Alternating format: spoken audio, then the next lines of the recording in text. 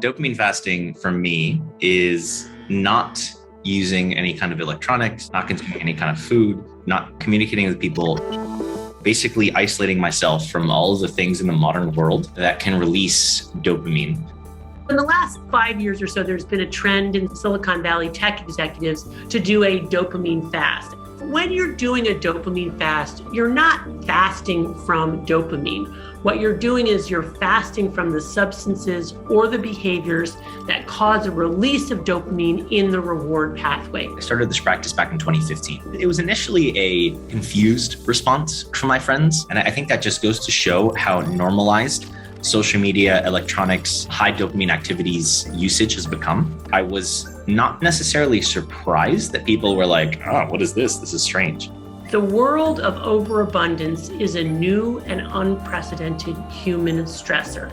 It's very paradoxical because we think, oh, we've got all these material goods that we ever wanted. Our lives should be great. And in fact, what's happened is that we've reached this tipping point where the more stuff we have, the less happy we actually are. Dopamine is a chemical that we make in our brains. It is essential to the experience of pleasure, reward, and motivation. The more dopamine that we release in the specific part of our brain called the reward pathway, the more reinforcing or pleasurable that substance or experience is. One of the most exciting findings in neuroscience in the past 75 years is that the same parts of the brain that process pleasure also process pain, and they work like opposite sides of a balance.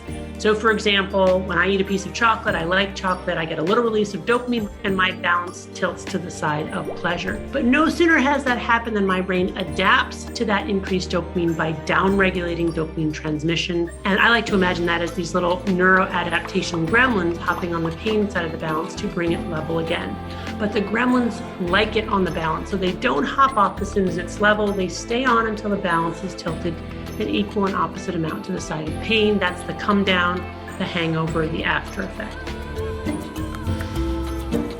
We know that social media engineers are quite literally putting as much dopaminergic stimulation into their products as possible. We've never had so many processed foods before ever available to humans.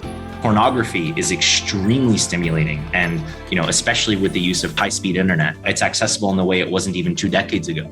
Modern drugs, cannabis has become roughly 10 times more potent than it was 50 or 100 years ago. And the practice of dopamine fasting is to sort of undo some of those hooks. When I dopamine fast, it happens just for one day, so just 24 hours.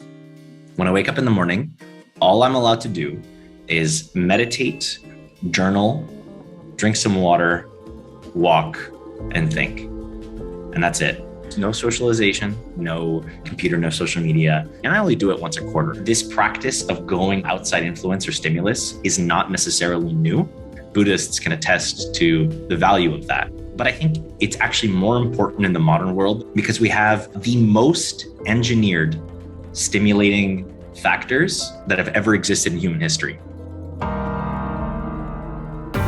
This primitive wiring for seeking out pleasure and avoiding pain is adapted for a world of scarcity and ever-present danger. It makes sense from an evolutionary perspective, right? That's a very clever strategy to an environment where if you're not constantly looking for the next watering hole or the next source of food, you are going to die.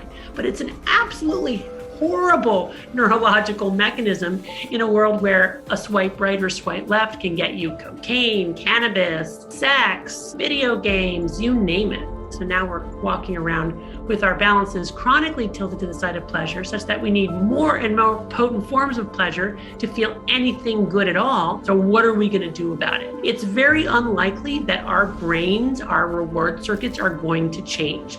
That reward circuit has been conserved over millions of years of evolution and across species. The reward pathway in the human brain is pretty much identical to the reward pathway in the lizard brain and every other organism that you're going to look at. So instead, what we have to do is really change our ecosystem. Through meditation, through journaling while I'm dopamine fasting, there are some things that I discover about myself, like, oh, I actually am not really enjoying this job. Maybe I want to switch jobs. Or, hey, I have an idea for something that I've been putting off and I think I should finally pursue this. You can think about this as a productivity tool, and it's a fine way to do that. Personally, I find that it's more of like a self-exploration tool. I have found that as I've matured in this practice, my body will start to crave it. I'm actually dopamine fasting in 3 days. I've already dopamine fasted this quarter, but again, as I noticed in my intuition, my body was like, yeah, I could use another one. It's not as crazy as it sounds, and it's not as difficult as it might sound. There is value biochemically, physiologically, evolutionarily in being bored and being alone with your thoughts.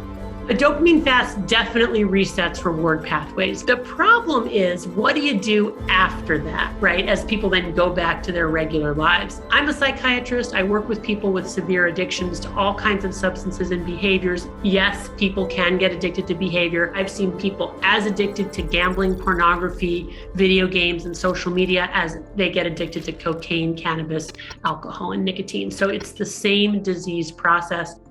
And what I've been doing for about 20 years in my clinic is a different kind of dopamine fast, where I ask people not to abstain from every pleasurable experience in their lives, but rather to identify that substance or behavior that they have a problematic relationship with. Abstain from your drug of choice for 30 days. Why 30 days? Well, 30 days is the average amount it takes for those neuroadaptation gremlins on the pain side of the balance to hop off a level balance to be restored.